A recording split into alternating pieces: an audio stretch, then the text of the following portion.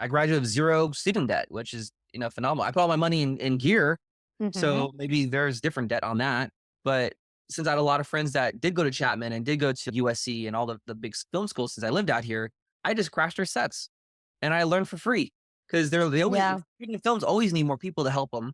So I was like, hey, I'll be grip and electric. I will be a swing. I will just do stuff. And I learned on the same gear the kids were paying thousands a year to get access to. Wow.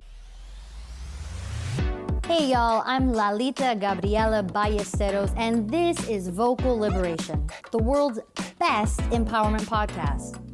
I have deep conversations with experts, celebrities, thought leaders, artists, and athletes so that we can step into our power, fearlessly be ourselves, and bravely do the work that we are really here to do in the world. Come on, y'all, let's dive in.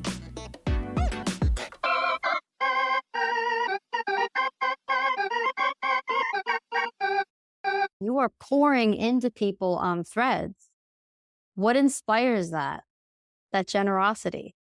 I don't really know. I honestly, I think there's a lot of people on Thread. They're just in film in general, and I feel like a lot of people either are sharing misinformation, the wrong information, or are just completely lost. And I'm, it's just one of those. Like, if it takes 10 seconds to answer a question that can set someone on a better path, it just makes more sense to answer it than to ignore it. Especially Mm-hmm. since I know how hard it is to work in this industry. And over the last couple of years, I've seen a lot of my friends quit, move out of state, just give up on I guess the dream because it is so hard. So just having that little bit of kindness is nice. I do know it's an open platform. I try to keep like snarky stuff, aggressive stuff like that to a minimum, just because you never know who's actually looking. That's how we kind of started talking. Which was totally playful, by the way. It made me laugh. When you said it Yeah. was chick bait, as someone in a female body, I was laughing. Like, it's something that's drawing all the women to this. Yeah. Yeah, it's definitely a reason why I'm more in the visual medium, not the written one for sure. I'm grateful that there is an edit feature on Threads. I just wish it was extended out past, I think, 2 minutes or something like You have that. like 4 or 5 minutes Yeah. to make your decisions. Like, it's a really short window. Yeah. It's true. So why don't you tell us a bit about what it is that you do? Let's start there. You're a DP. What does that mean? What does that look like? We'll start Sure. with basics. I'm a DP, then director of photography. That means, in a nutshell, I shoot movies. Head of the camera department, manage the grip department and the electric department. I work primarily in the narrative field. So that means I do a lot of storytelling. So there's a lot of different facets, a lot of different fields of film production. There is commercial, corporate, there is music video, documentary. You can get into stuff like event work and all that. But I found the niche in just narrative storytelling, which some say is probably the most difficult to fully break into just because there aren't that high of budgets compared to, say, commercial or even corporate or your music video work. And I've been able to live, those last 2 years been tougher, but live comfortably with just work getting from narrative film production. And I also go, well, hold on. I work primarily also into the feature department. Lately, in the last couple years, it's been more feature work. I have stuff streaming on Netflix, which was this year, Apple TV Plus, Tubi, and if you go into some of the minor or the lesser heavy hitter streaming networks, it goes into like a longer list of places. I know we just got into a Latino or a Latina streaming network that's brand new. Mhm. Which one? For I don't remember. That's the South. I probably should have looked it up beforehand, but I can look it up and give you and text it to you. But they just launched this year. Sometimes I can't keep up personally with a lot of them because I know one feature film that we did is on 26 streaming networks. And Yeah. I'm like, I didn't even know there's 26 streaming networks, to be very honest. Neither did I. So, yeah, so it's definitely a journey and it's definitely something that's not for everyone, just for the fact that it takes so long to establish a relationship and be able to do it full time in narrative Mhm. compared to commercial or event or any of the other ones. So Um, let's yeah, slow it down a bit further. Let's give an example. So for narratives, and I've seen some of your work, but people who are listening to this have not yet, or maybe they have. What are some examples of narrative projects you've done recently that people would be able to go and watch themselves? sure, I guess the most recent one that's out, it's a feature film called Demise. It Okay. is a thriller we shot in 2022, and it got picked up for distribution late 2023 and got officially out in beginning of 2024. It is a thriller about a kind of, we'll say, what's the word? It's the word. God, I'm blanking. This is why I'm also, again, I'm in visual. But it's about a man Paint the who picture. What is it? What are you seeing in your head? it's about a man who seems to have it all, and he unfortunately is an adulterer, and he is cheating on his wife. He pretty much gets the mistress pregnant, and it's a story of that. There's His revenge, demise. there's crying, all that kind of stuff. Have you ever seen Mm-hmm. the films Hand That Rocks the Cradle or Sleeping with the Enemy? It's definitely Mm-hmm. those kind of like 90s, like kind of sexy thrillers a little bit, but it's not grotesque or it's not really vulgar. It's definitely more of a story based thing. You want to root for the guy because he is the protagonist, but also you're like a dude. You're not. It's like The Godfather. You're rooting for the bad guy in a way. Yeah. So that's the narrative side. In terms of timing, it does take a while. So we did shoot that in 2022. We started talking about it in 2021. Mm-hmm. Uh, and it took a little less than a year in pre-production. I mean, a lot of meetings, a lot of back and forth with production, with the director.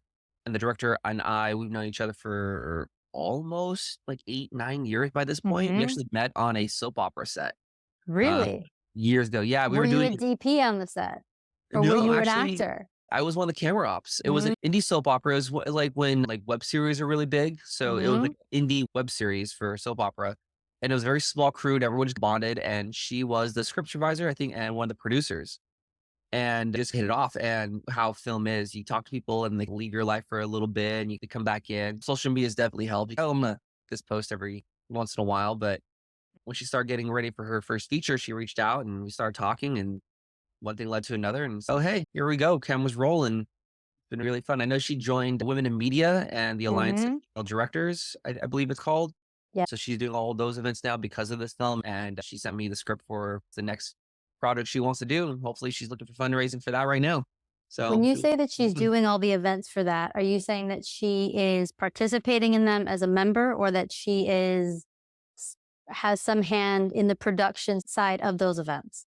she is joining them as a member. I believe she joined the Mm-hmm. group's middle or towards the end of production, from what I believe. And I think they've been a great benefit for her, especially for the next film that she has coming up, because I know the budget is definitely larger than the first. And I think she's going to definitely use it in the context. The producers from the film are coming back. I'm coming back. The editor and the art department team are all coming back, from what I remember. That's incredible. And so we'll use this movie as an example. What does your role look like? What does your day-to-day look like from starting with pre-production all the way through post-production as a DP? Sure. In the pre-production phase, after I read the script, it's definitely a lot of back and forth emails, phone calls, Zooms, coffee meetups, and we go over a little bit of everything while reaching out to vendors and looking at camera packages and everything. We went through a company called B Cine here in Los Mm-hmm. Angeles, which is the only female-owned rental house in Los Angeles. So since we had a female producing team and a female director and pretty much a female-led story, they were very happy to work with us and actually were able to give us an amazing deal, especially for essentially a first-time director. Mm-hmm. Uh, We love a good deal. yeah, it was a great deal. We were two cameras too for some of it, so we shot for essentially 4 weeks, and about a little less than 2 weeks of that, we had two cameras set up. So getting the second camera package from them was amazing. We did a lot of location scouting. I remember that. We had a hospital set, and I remember we saw, oh goodness, like almost a dozen hospital sets, like all Mm-hmm. the dating sets around Los Angeles. Some are really nice. Some you want to burn to the ground because they look so terrible. But we found a great one. I'm very happy about that. You meet the team, you meet your fellow coworkers, the producing team. I hire the crew. At least I was able to on this end. Sometimes you don't. Sometimes already provided, but I was able to build a team from my contacts, from the ACs. We had a first and a second. We also had a DIT. We had a grip and electric team. So we had a gaffer, key grip, and then I believe we went up to two swing, but we had normally just one swing with us. So it's a very Mm-hmm. small team, but we were able to make it happen. And other days of the production, when we move into there, first one's always a madhouse. because you're getting to know everyone getting to know you. You don't know where anything is. And it was okay, let's just feel. I believe on that show, we did a lot of establishings and exteriors the very first day. So we had Mm-hmm. porch shots. We were shooting in front of a residential house. So we shot a lot of that. And by the end of probably day two, everyone kind of knew each other. Everyone's okay, cool. Everyone's chill. No one's a monster. And the bonding, I think, definitely starts kicking in there.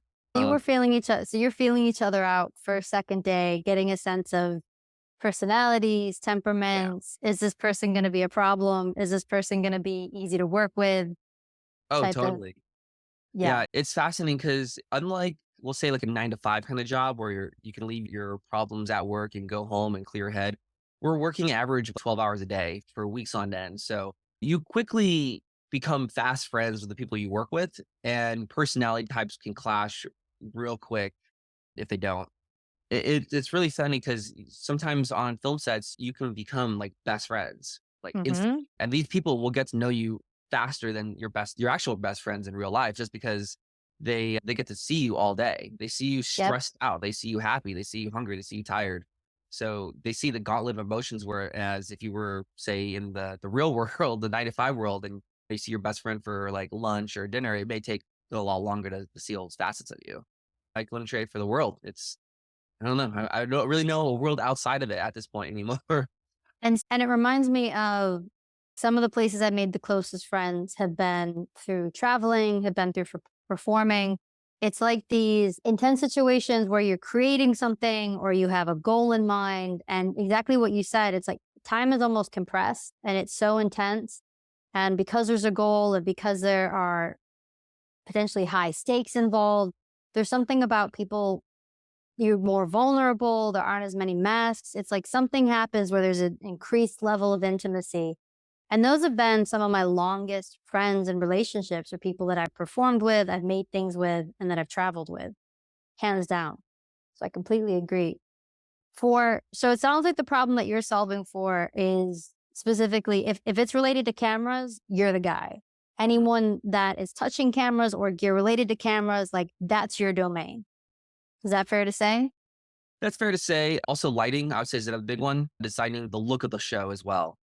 I was I going think to that's ask you about that. Hmm. yeah. That's the other half of the coin. I'd say for being a DP. So tell me more about that because I'm curious in these meetings that you're having. One, what's taking place in these meetings, and two, a director will come to you and this is sharing the vision that they have for the film for specific scenes. And I'm curious, and I'm assuming you help translate that, but I don't want to make Right, assumptions. That's I'll that's a ask good, you. that's a good definition. I definitely am a translator, an interpreter of what's in the director's head and getting that to the screen. Sometimes when I meet with directors, their technical knowledge can vary wildly from very technical. They'll know cameras and lenses and lighting, and others, they're like, I just want it to feel moody. And then I got to interpret what moody is. Hmm. Lately, we've been doing a lot of visual lookbooks. There's a company called Shot Deck, and it's fascinating because they have 100 or 200,000 images from movies, television, and all that. And so I can search the database and okay, I need, say, a horror film, and I need it to be interior with one character on a couch, and I want high angle. I can go through all these filters and narrow it down. Really? Yeah, so Oh, that's fascinating. I can pull out about 150 images for a project, and then I pull them all in a PDF. I send it over to the director, and I'm like, okay, this is a Pick. broad thing, a broad look of what it could look like.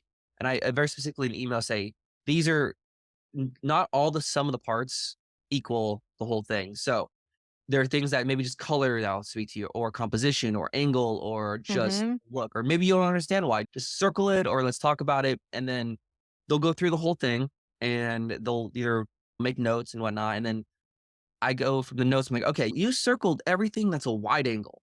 Okay, cool. Hmm. So if you want me to shoot more like on a wide, and maybe they don't even know that going in, they just okay, I like Hmm. this.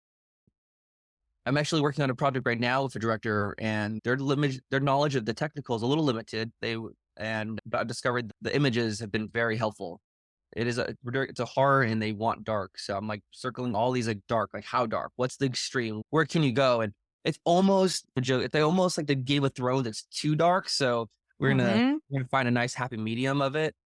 And when Um, you say dark, yeah. are you referencing the amount of light in a shot? Are you talking about the feel where something feels almost morose? Like when you say dark, what are you referencing? It's a little of both. Definitely darker in the frame overall. Characters are not like lit like how you and I are lit, like more lit.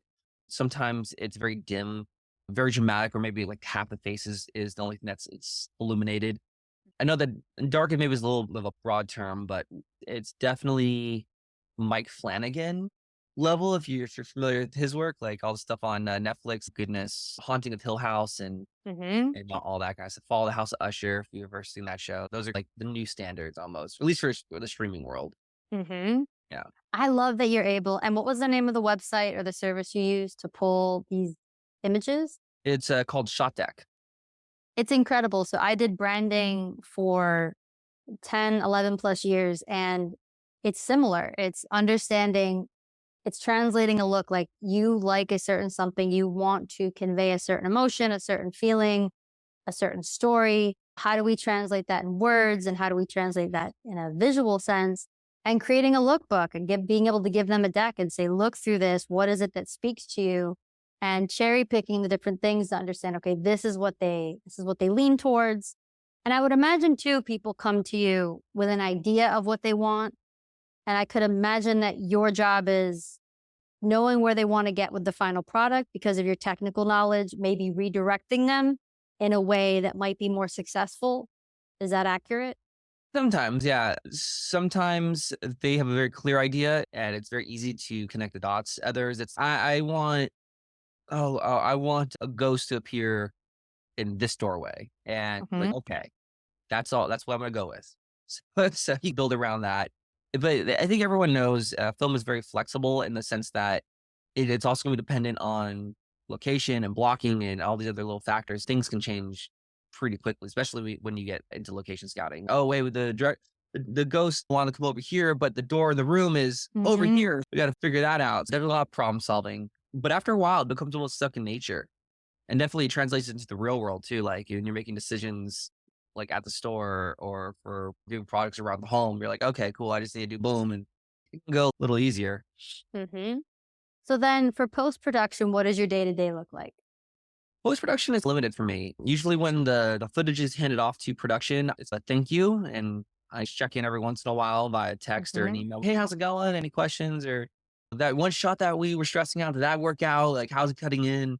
And I really don't get back into that world until there is a. Sometimes when there's a cut, directors like sharing it, like, hey, what do you think? I don't know if we want to do this shot, or where I really shine is during the color session where Hmm. you sit with a colorist with the big monitors and all the dials Yep. and bring it to life with the final part, the look of the film. And with that is something that I believe it's another part of our job, and we should definitely be in there. But there's a lot of productions that cut the DP out of the color session, so sometimes you see the final and like skin tones are off, or the color palette that you were building with the directors, sometimes that is just out the window.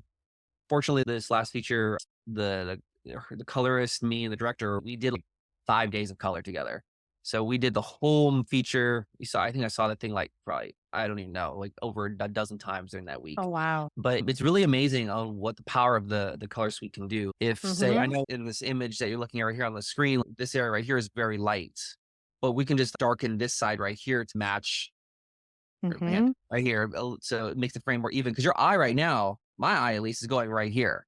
The Yeah. eye naturally goes to the brightest part. Like for you looking at you, the window right behind you is the brightest part. So the eye naturally Hmm. goes a little bit to your left. So a lot of balancing. And back to that lookbook, the colors will have a copy of the lookbook and be like, hey, these were the colors that we were looking for.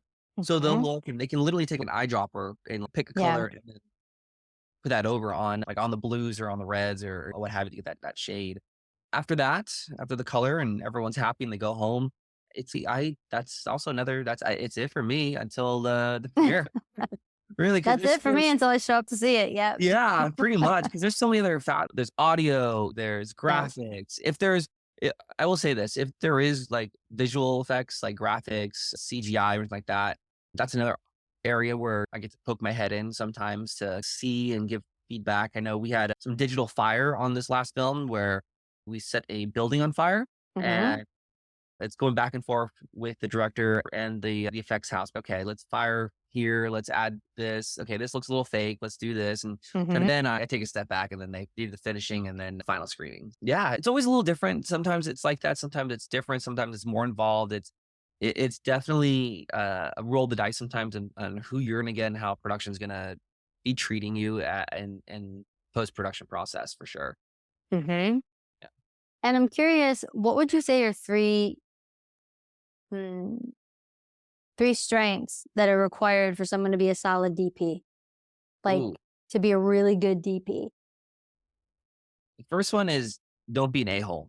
That's the biggest one. That's a life. That's Yeah, a it's life. Yeah. I Don't be an I a-hole. and I know this might go into a different conversation in a little bit, but very briefly, I climbed the ranks through grip and electric. So I was a gaffer. So I was doing a lot of lighting for years. I tried Mm-hmm. going to the camera department as an AC assistant camera in the beginning of my career, but I ran into an issue where, just the roll of the dice, I got a lot of really mean DPs as people as my bosses. But the grip and electric people, they were nice. They were salt of the earth. You get a grouchy gut person every once in a while, but more so it's blue collar work. And come on, brother, let's go do this. So, Yeah. uh, and then as a DP, I hear stories from other productions, other directors, producers, like how horrible and egotistical some DPs are. That's Um, unfortunate. it really is, but that's the biggest thing. It's don't be an ass. Overall, you get a lot further not being an ass because the industry is very small. Like it may look Mm-hmm. huge and imposing and a fortress, but once you start breaking through those layers, it's the same group of people. Like it's the same group of directors, producers, crew, talent, essentially that are making things happen. There's A list, B list, and all that, but people know me. I'll go to like mixers, like, oh hey, I'm seeing you online. I don't know you, but thank Mm-hmm. you. But that's the biggest thing. The second thing would be a good communicator, a good collaborator. Like Mm-hmm. you may not have all the technical knowledge as DP, especially starting out, but you can always build a great team that has that knowledge. So being a good collaborator, a good communicator definitely can translate into going a lot further. And then the last thing I would probably say, going to the knowledge, is having a knowledge, just having exposure to films and experience working on set. Because if I look at my early work, it's very basic and it's very, we'll say, standard looking, maybe film student back in the day and all that kind of stuff. But it's because I didn't know better. And the more you expose yourself, the more tricks in the back of your pocket that you build. Always being willing to experiment, always be willing to watch a film outside your normal viewing habits to expose yourself to the world. Working with crews that are more experienced than you and learning from them, just getting that knowledge into you because at the end of the day, they're hiring you because of your knowledge. And it's like knowledge and then good collaborator and then just not being an ass. Those are the three and maybe the order can shuffle a little bit, but especially working with sometimes newer directors who are a little intimidated by having people more experienced than them on set, making them feel comfortable and be like, hey, no, we can do this. It'll look awesome. Your idea is this. We can enhance it by this. Or it's, hey, your idea is this. Unfortunately, it can't work because of these three reasons. We can do this and still be in the same vein and be able to communicate that clearly without sounding like you're looking down on them. I can think can go pretty far. Mm-hmm. Yeah. And one of the things I noticed, and I saw some of your commentary on threads where you were enlightening people. And specifically, there was something around you sharing someone had a misconception and you were clarifying the role of a DP that inspired me. What are some common misconceptions about a DP's role on set and off? Ooh. Depends on who you're talking to in terms of where that's coming from. Because a lot of people, I think I remember that comment. That was between like a videographer versus a DP. It And was, yes, that is what it was. Mm-hmm. yeah, and for the people outside of film, people view those as the same thing, where it's like, oh, hey, you're good at cameras. Oh, hey, can you do this wedding? Or hey, can you do this? And oh, hey, are you going to edit this too? Are you going to do sound? And it's How many weddings do you do a cool. year? Yeah, I've been one in my life, and I was young, and I'm like, never again.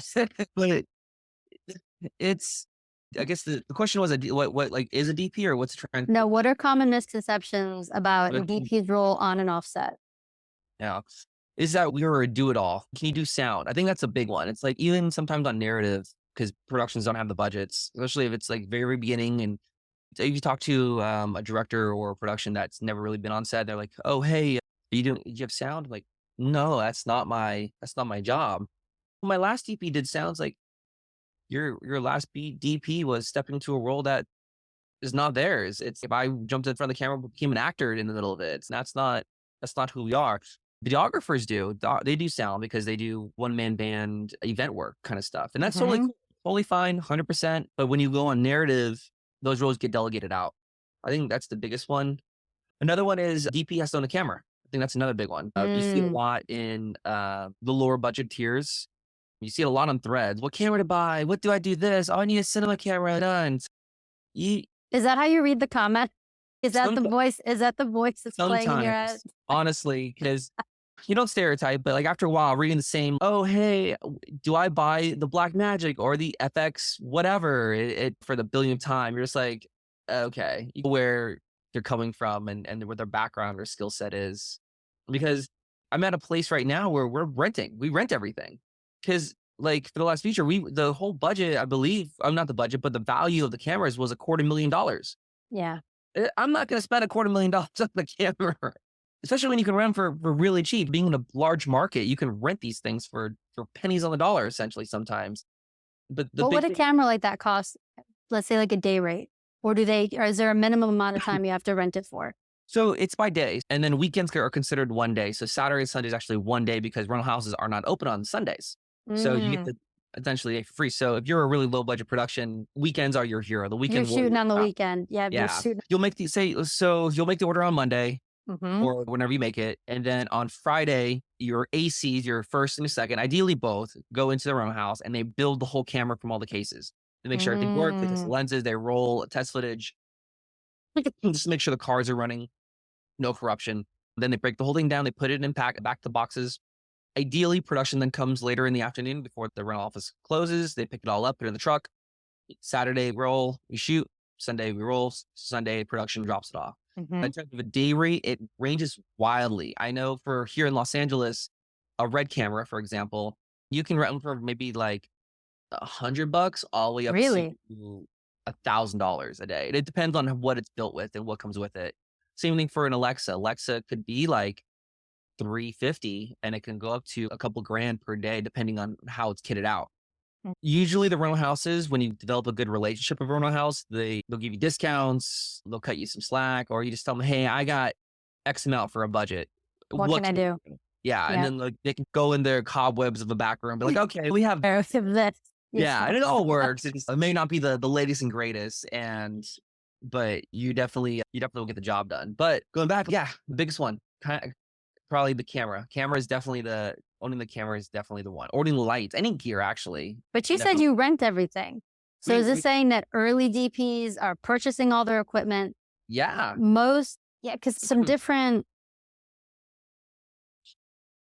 yeah, some Yeah. different friends that I have, I will say that they are gearheads where they are consistently telling themselves to stop buying equipment, and they have entire rooms dedicated to lenses, like just everything that you would need for different productions. But then on top of that, like you said, they have relationships and they rent, like they Yeah. rent when they need something additional. So what I'm hearing you say is for things that are $250,000 that you're not going to buy out of pocket, you rent when you need to upgrade or something specific.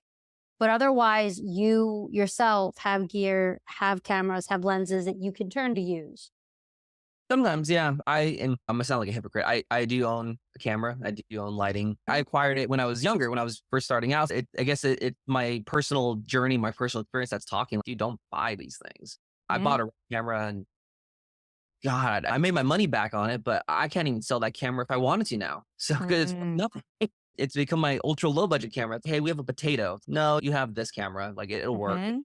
You have good color and you have 4:4 and all that. But it does feel like a lot of filmmakers feel like they have to own everything, especially starting out. And who like not only DPs, but I see directors or actors start buying a bunch of gear and they say, "Oh, it's I could buy a camera for 1,000. It's cool." Then you have to go buy another 1,000 in memory Yeah. cards and batteries and a couple All the thousand. things that come with it just for you to be Exactly. able to shoot. And it's, yes, it's Yeah. like a whole, You're never just getting the thing. You're getting Yeah, all the things, like auxiliary pieces and accessories to be able to do what you want. exactly. And even if you get something basic that will do the job, it doesn't necessarily do the job you want it to do to bring that vision to life. Yeah, Yes. honestly, it's that right there. It's like a graph. It's like when you first start out, you don't really know anything. Oh, this one thing can do everything. I can be Oppenheimer. I can shoot Barbie. It's great. And then you go up a little bit, and you're like, oh my god, I need everything else in the world. And Yep. then on the other side of that bell curve, you're like, nah, I just need one light. It's fine. That's the experience. Like one good light can circumvent a lot of things most of the time. Hmm. If you were to place that one light. But yeah, So it's definitely weird. to clarify, one of the misconceptions about a DP then is that they think they need to buy all their own cameras or that they don't. That's the thing I'm not clear on. Um, Or both, It's both. It's honestly, it's depending where they are on the bell curve. yeah, it definitely that. It's something that's very much a contradiction where if don't buy gear, but if you're starting out, yes, I recognize having something small, maybe even a DSLR or something like that, as a personal camera to learn from, you're gonna go a lot further. The trick is Yeah, don't put all the money in buying stuff that you know is not gonna be on big shows, essentially. I hear Um, what you mean. Now, with that said, and this is me being a hypocrite, I went that route. I bought a lot of stuff. Ended up buying a red camera. I bought the That you lighting. cannot sell. I cannot Hmm. sell. How much was And it? close to 20,000. Yeah. And right now I looked at, I mean, this was years ago. I've had this thing for a long time. So Yeah. let me clarify that. And I've shot many features with it, a lot of shorts, music videos and whatnot over the years. So it definitely made me the money back, and it's gotten me a little further along. But right now I think I'd be lucky if I got 1,500 for it. So it's like a Hmm. car. You buy the Mercedes, you buy the BMW, and Yep. a couple years, it ain't worth nothing.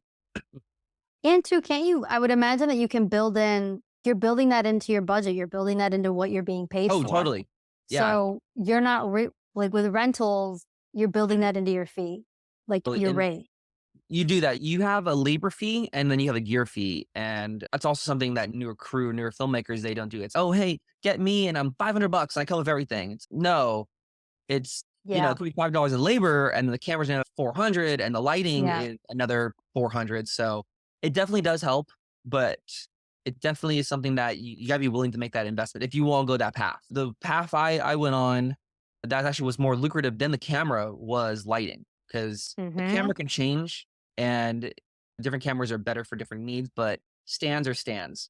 A light is a light. You more use out of those things. So I fell in lighting accidentally. I bought lights at a thrift store that were there. Professionally RE tungsten 1K Fresnel. Really? Yeah. And I got them, and that's what started that bug. And it grew over time. And 8 years ago, I know, was it like a little, no, 7 years ago, I ended up buying a box truck. I bought a grip truck, and then I put all the stuff in the grip truck. And then the grip truck is at a commercial facility, and that gets rented out a lot more than the camera. So Really?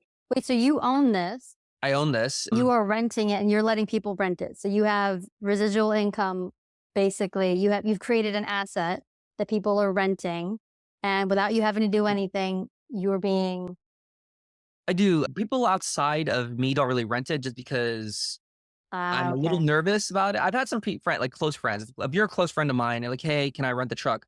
Yeah, but it's not on like ShareGrid. It's not like advertising on Facebook or Threads. Like, Got "Hey, it. the truck." That's what I'm thinking. I'm like, okay. Yeah, Hmm. it's something. If I did go that route, I would probably make a lot more money, but then the maintenance would skyrocket because I've seen how crews treat. This is the reason I've seen how crews treat gear, Yep. and sometimes it's very horrible, especially when they know it's coming from a rental house. And it's just nothing is cheap. Like we have stuff called floppies. Right? It's a 4 foot by 4 foot square piece of metal, and it has black fabric that blocks light. And Hmm. every time you rip one of those, it's like 40, $50 to get it reskinned. Hmm. And I own 5 of those. And the whole gauntlet of those kind of like modifiers, you're just spending so much money for cleaning, for repairs. And Hmm. you're like, nah, I'm good. I'm fortunate. I understand I'm fortunate enough that I don't have to do that kind of stuff to survive, but it's definitely more of an asset for when productions get going. Like the feature, the truck was on it. And don't It's one of those, if you want to go that route, 100%, but going back to the renting and versus owning thing, take it from someone who went that route. You don't need to do it. I want to get to a point where I just show up to set out with a coffee and Mm. that I don't want to wake up early. I don't want to get the truck. I don't want to pay for the truck. Mhm. It's a 2-ton grip package, and it's nice. It works a lot for the indie narrative stuff, but this is another thing where owning gear can limit you. It can get you Mhm. to it can open some doors, but you hit a ceiling and it can limit you because then you become known as that person.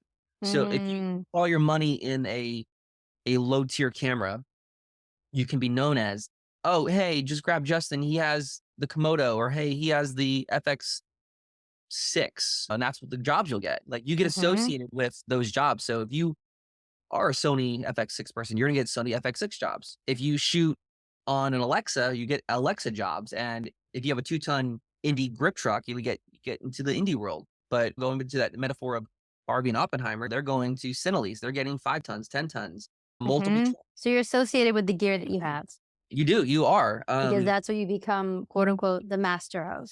Yeah, That's interesting.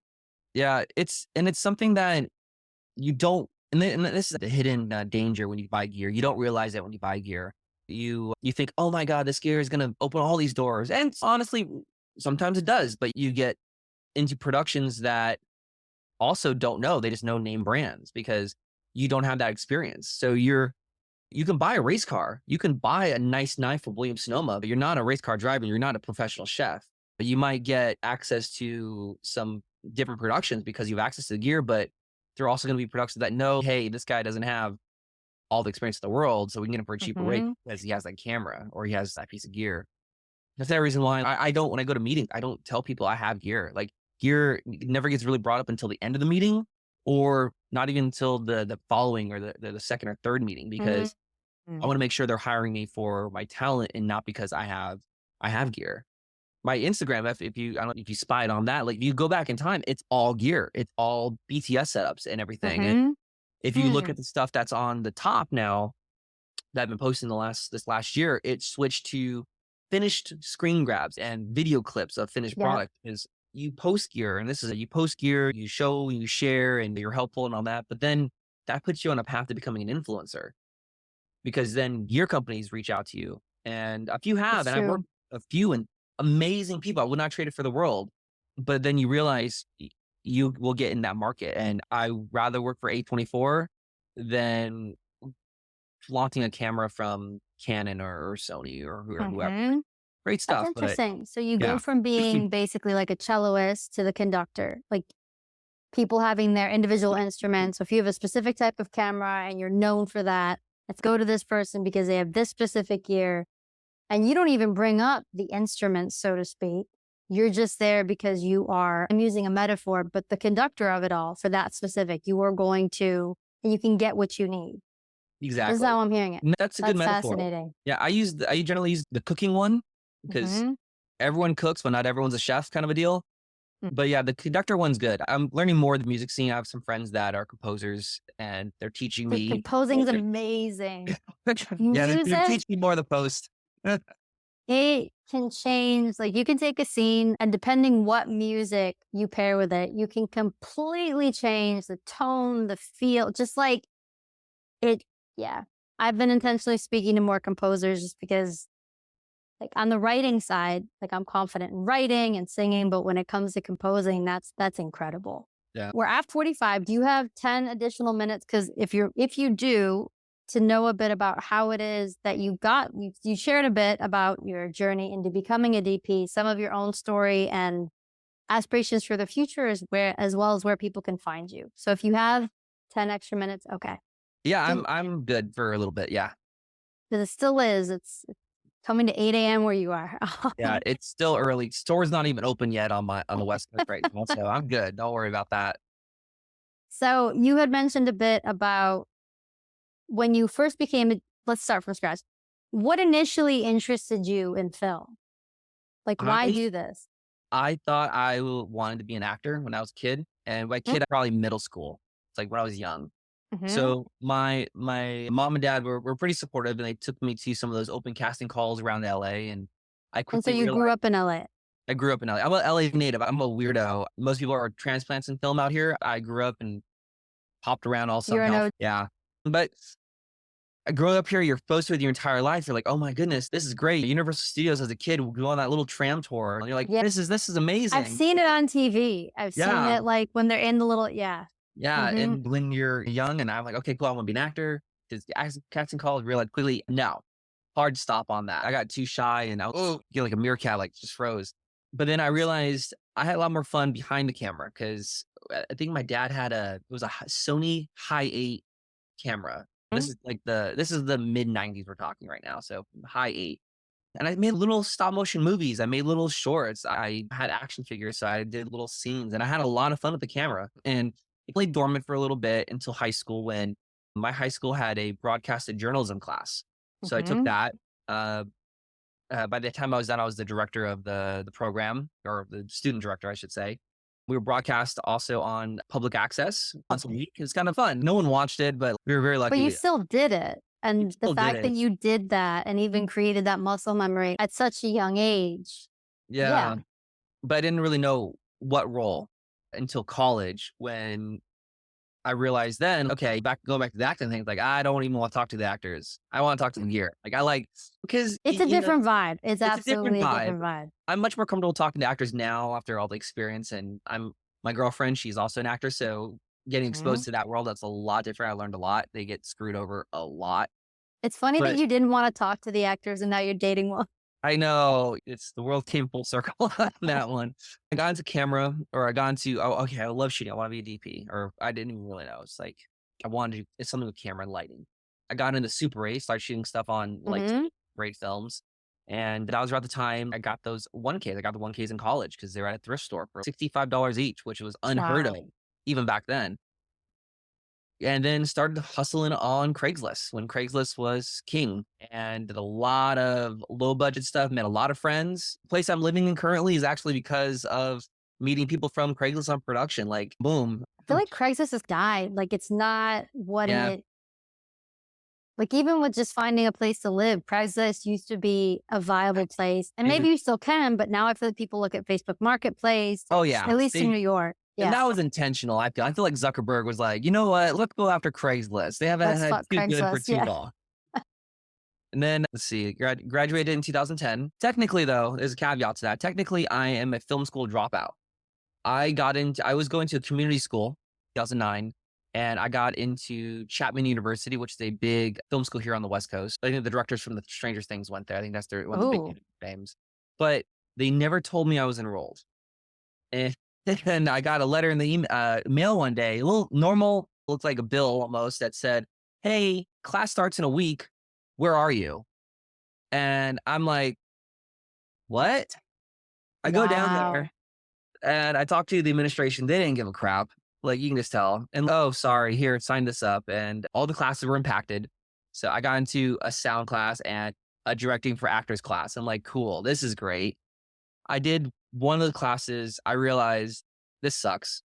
Like the experience was not good. Like I got there and like when I went down there originally, I missed orientation by one day, and no joke, Mm. the janitor was sweeping up afterward, like cleaning up the party. Like it was like a movie. The guy had a I was push. going to say, talk about a visual, like just at the Yeah, the end. balloons Yeah. are falling and it like falls down. Like, Yes. "Whoa, students!" And but I was saying that I was miserable, and I'm like, you know what, this is not a good start. And I didn't take out any loans yet at the point. I'm like, I want to be like 30, 40,000 in debt by the time this is done. And I'm like, I'm out. So I dropped. I I ended up finishing the community school program at Mhm. his college. And because I had some gear, I just started working right after that. I graduated with zero student debt, which is, phenomenal. I put all my money in gear. Mhm. So maybe there's different debt on that. But since I had a lot of friends that did go to Chapman and did go to USC and all the big film schools since I lived out here, I just crashed their sets and I learned for free because they always, Yeah. shooting films always need more people to help them. So I was like, hey, I'll be grip and electric. I will be a swing. I will just do stuff. And I learned on the same gear the kids were paying thousands a year to get access to. Wow. That's brilliant. Um, yeah. And then after that, kind of meandered, wafting through life a little bit, did some odd jobs, ended up working for the Academy Awards for 5 years, doing security administration of all things. What does that mean? Does that mean that you were like It means I worked in the office at the Oscars for 5 years, helping manage all the security guards. Were you the muscle too? Did you come No, no, out I and wasn't. You have to have in California, you have to have what they call a guard card. So I was Mm, not a certified and all that. I did have, and I actually they're all hanging up on my this lanyard board I have on the side. But did get an all access pass to the Oscars, and it says all access on it. oh And wow. we had a golf cart, and I did a lot of the overnights, and I loved it because no one was there, and I just Mm-hmm. cruised around. Me and the watch commander, you'd be really chill, and there'd be nothing to do in the office. Hey, Justin, I'm gonna go do my rounds. You want to come with me? Hell yeah! So you go to the big house, you go to the governor's ball, you go to the green rooms, all the parties. You just see how they're all setting Mm-hmm. up. This is what I want to be part of. You see all like the glitz and the glamour, and then all at the same time, I was just doing Craigslist, hustling Craigslist, and all that, and then the career kind of stalled out a little bit until 2014, 2015, because doom and gloom. My mom got cancer. She got lung Oh, cancer, and unfortunately passed away about a year after that diagnosis. so But like it's one of those. At that time, like my mom, I would talk to my mom. She's in the hospital or whatnot. And I would tell her all the grandiose and grand planned ideas like I have. Oh, I'm gonna get a red camera, and I'll tell her I did this feature. DP was horrible, but they only got hired because I had the red. But I'm not horrible. If I got that camera, I could be even better. And we talk and got the business loan at the same time. Picked up a red, and then it was like, oh, if I got the lights, this whole like package, because then I was sharing with her like, oh, my rate could be this, but the gear can be add to this, and I can make a living doing this. And we didn't come from money either. Like we were very middle class, no connections to anything. But like before she passed, there was no inheritance, there was no nothing. But she gave me like $900 because you heard me talking about this for a long time. So she gave me $900, and I used that $900 and I bought a ton of used gear, used lighting stands, sandbagged Apple boxes. And here in Los Angeles, you can get pretty far with $900 buying used gear. You still can. Probably same in New York. But she passed away, and then definitely the mourning period, and didn't know what to do with life. And then I'm like, she gave me the money, and I bought the gear. I did it as a coping mechanism. I did it as an escape, and I did it for myself. All three rolled into one. I can't even tell you which one was the high point on that. Got my ish together, started hustling more. About a year or so after she passed, that's when I bought the grip truck, got a business credit card, put it on the credit card. And then 3 months after owning the grip truck, I was making enough money. I moved from essentially Orange County to Los Angeles. And it's been not gangbusters because it's been slow, but it's been a journey. The journey took off since then. Um, okay. that's it pretty much in a nutshell. Would I do it again? Probably. I always make a joke like my rage quit job is becoming a park ranger for the National Park Service. Just be like hat, Like pick a Parks box. and Rec? No, Seen that like show? No, but have Yosemite. you? Yeah. I've seen the show. Actually, they shot it here in LA. Their city hall is the Pasadena City Hall. So if you're ever come Really? here and look at That show. Pasadena, like that's theirs. But what's his face Um, at the end becomes a park ranger? I forget. Why can't I think of his name? The guy with the mustache who doesn't, oh, was it Chris Pratt? and but what was his name? And I'm the worst with names. Paul Swanson? Or no, Ron Yeah, Swanson? Ron Yeah. Swanson. Ron Swanson. Yeah, he becomes a ranger at the end. So that's what Yeah. it made me think of. You got the beard. I got the beard for it for sure. And where I'm in here in LA, Death Valley, Joshua Tree, Sequoia, and Yosemite are all a couple hours away from here, which is Mm-hmm. great. Very good, good escapism. But you meet you meet a lot of people on the journey, and you become your best friends, and you're always doing something new every day. You're always exploring new ideas and new thoughts and cultures and stories and people. And if you don't like someone, okay, cool. You're not going to work with them in 2 days. So screw it. You can deal with them for 2 days. Like it's definitely, it's not for everyone, but I'm very happy. I'm happy with my life choices. My dad's very supportive of it, especially it's one of those apparent things. Like they want you to be good, but also, oh, you're just hanging out with your friends. And when they start seeing you get some bigger gigs, oh, this is real. You're not just hanging out with your friends. And Mm-hmm. so it's definitely a learning experience for a lot of people in your life. I'll say that. Mm-hmm. And two final questions. Would you say that people always talk about getting your big break, right? Has there been a big break for you, or has it been a series of something else? It's always, I think it's always just something else. It's like that. There's a saying like an overnight success is years in the making. And I Mhm. definitely believe that. There are people that maybe it is nepotism or access to resources or finance or what have you, but a lot of the people I know that are successful, it's built on a long and grueling journey. This industry is not for the faint of heart. It's not for the lazy. It's not for the non-self starters. And it's oh goodness, it's definitely something that you learn a lot about yourself with as you go on. It definitely shapes who you are the more you do it. And there it hasn't been there's been some products I feel like have moved the needle a little bit, especially the feature world. Shorts don't really move the needle as much. They Move get what you needle? experience. What? Move what needle? Oh, the needle of like where you are in your career. Got it. A Richter scale, like an earthquake thing. Mhm. Like the features definitely move it in a more positive direction, especially when they come out in streaming services because you can do 1,000 short films and they go into like hundreds of film festivals. But Mhm. if majority of those film festivals are no name local fest, no one cares. But if you have a feature and it's, oh, hey, it's on Netflix. It's, oh, and then they're like, okay, they take you a little more seriously. They move that you start meeting more people and then that kind of snowballs out. So I think that is sorry. I have like allergies, so like right now. But yeah, but that's that on that. The overnight success is years in the making and features have helped, but also not one feature has been the magnum opus as of yet. Maybe if one I do a shoot a feature and it gets into cans or gets picked up by a major studio or has big press, that can definitely explode. Those are the exceptions. If something you do something and it just totally explodes, but you cannot predict that. There's no when everyone says, "Oh, it's gonna go. We're gonna make this film. It's go to Sundance." No one knows that for sure. And Mhm. anyone that says that, I actually look not down upon, but I'm like, okay, Like a you red did something flag? yeah, you showed your cards of where you are in your career because I met some directors where it's like, oh, and this has been multiple directors. Oh, it's this movie's gonna be so good. We're gonna get nominated for an Oscar. No, that's not happening. I gotta be very honest. It's not happening. But the fact that you generally believe that shows me where you are in your career, which is on the lower tier in your journey. The other thing wrong with it, that the getting into you consider for an Oscar, that's a whole different animal, and it's a lot of money and it's a lot of political willpower because the higher up you go in this industry, the more politics you have to deal with. And Mhm. your little film that has a $50,000 budget with no name actors is not going to compete with the major studios. Mm. It's just not. Mhm. And you know what? If you're the 0.00001, what that does happen, fantastic. But for the 99% of us that are working filmmakers, we know, okay, we know what's up. I remember when I had people had this idea that once you have a TEDx, like people now call it TED Talk, but a TEDx is not technically on TED stage.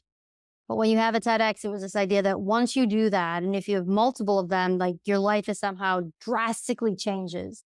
Mhm. And I had two TEDx's back to really within a span of 2 years. And it was one of those things where it's, yes, it's incredible and it's an honor and it's amazing. And it doesn't mean you stop doing the work. It doesn't dictate the rest of what you do. Yeah. And so I don't know anyone, I don't know anyone in any industry who can do one thing. Even I think of shows like The Office, and it's like you've done this thing and you can just rest on your laurels. But even then, people still want to make. And like you said, you can't predict that. So, yes, Yeah. doing the work. So, do you want to tell us about aspirations for the future? What are you working on, and Sure. where can people find you? Aspirations for the future. Feature work, more feature work. I want it. I love it. I need it. It needs to be in my house. I don't know. These are all Blu-rays and DVDs right over here. So I got a lot of Criterion's, got a lot of stuff from my childhood. So it's a mix of raunchy teen comedies to Igmar Bergman. So I got a Mm-hmm. little bit of everything. Aspirationally, something I would love to get a project in a major theatrical release nationwide. That's actually probably the short-term goal. I that's something that it may happen next year. There's been some talks with some of the features that are still in post and some in pre with the people that are being brought on. In terms of like larger stuff, I'm getting my days right now to join the union, to join Local 600. This has been Congrats. so slow. I'm holding off until I have to join just because the costs associated with joining. And then just hopefully just be a better VP than I was a year ago. Like those are the aspirational ones. What I'm working on now, we have some projects in pre-production. We have some that we're Mm-hmm. shooting on film. 16 millimeter that I'm really happy about. We're shooting a lot more on film these days out here, at least for me in my career. And going back really fast to what you're known as, I'm trying to be known more as a film DP, just because the projects I've noticed associated with shooting on film, not that they're higher caliber, but I noticed the directors have more of a vision. They have more clear. They understand more of the art of it, and it's something I would love just to grow with. And to have a horror background, so translating that to like art house dramas or dramedies or more heartfelt character pieces is my goal. I'm trying to use the lighting techniques and camera techniques I learned from horror and translate that to more in the art house scene and hopefully get Mm-hmm. into stuff like that. But there's some products that I have in pre right now that can be in those veins. So everything I'm doing from this point forward is more goal focused. And this goal is about a year or so old. It's fairly new, and I'm very happy. It's one of the first directions I ever really gave myself. I was not wafting again, but the industry takes you where it's going to take you. And unless you have a very strong, clear vision, it'll take you maybe in a different direction. I knew I wanted to be narrative Mm-hmm. DP, so that was my path. And now, as I'm getting more experience, I'm going into these genres that more align with the kind of stories I want to see told on. Mm-hmm. And then where can they find me? Same where you found me on Instagram threads on at Justin's underscore lens, JUSTINS underscore LENS. Usually that's my handle for most social medias, Instagram, threads. I was on Twitter. I think I still am. I don't really look at it anymore There's as been a much. huge exodus. I think that's what Yeah. threads. People are just like in droves. Yeah. And I spent way too much time on the algorithm on threads to hone it. So I'm like, okay, I'm stuck here for a hot second. My website is just my name, JustinAguirre.com. You can find those links in the bios of the social medias. And yeah, if you have questions, just feel free to reach out. I may not be able to answer right away if I'm busy or if Instagram likes to do a thing where like it hides your message request in the other two folders it It has. does. So just be patient or just leave a comment and all that. I get a lot of people that sometimes reach out like, hey, you have any openings for a crew? I'm like, no, I can't do that. But right now, at least right now, but if people have questions or they need guidance or anything like that, just Mm-hmm. hit me up or just hit me up on threads. Cause apparently I am the big help on threads. So Yeah. It's how yeah, I found you. that's how It's we how we found each originally other. connected. Yeah. And with autocorrect chickbait or was it? Yeah. Chickbait. Clickbait to chickbait. Like chickbait, yeah. At Mm-hmm. least it worked. It worked. I'm happy. Yeah, that it's still funny. Mm-hmm. It So, was well received. It made me laugh. And yeah. threads is a way of showing you things. I don't know. Once I tend to see the same people even before I followed them. And then I see their commentary on things. And so it has a way of showing you that. And that's why Yeah. randomly, I don't even know. I wasn't even following that thread or that person or you at the time, but it showed me. And thank you for this amazing conversation.